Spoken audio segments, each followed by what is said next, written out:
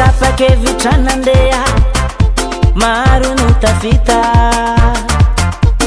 sady nazo zavatroa ny masoko no nahita fa izay nifidy janona kosa valala mpiandry fasana ire olona zay osaosa de falasana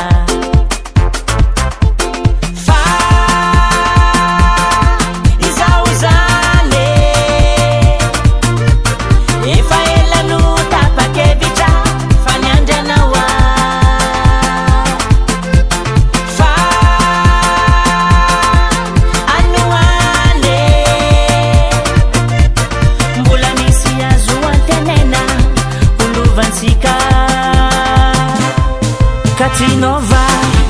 Yarakamna, Katinova, Yarakamna, Katinova, Yarakamna, Malakarmu, Katinova, Yarakamna, Katinova, Yarakamna, Katinova, Yarakamna, Malakarmu.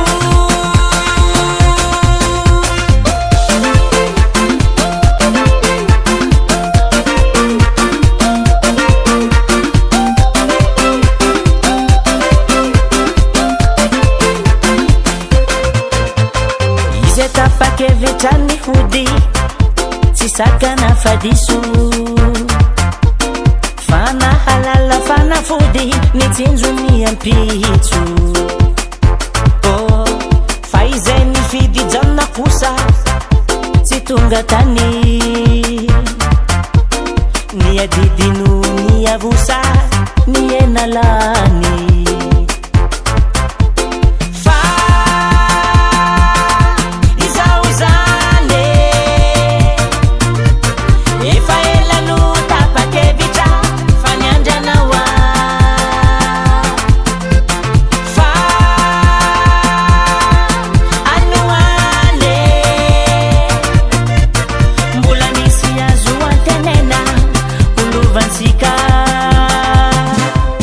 Katinova, Yarakamna.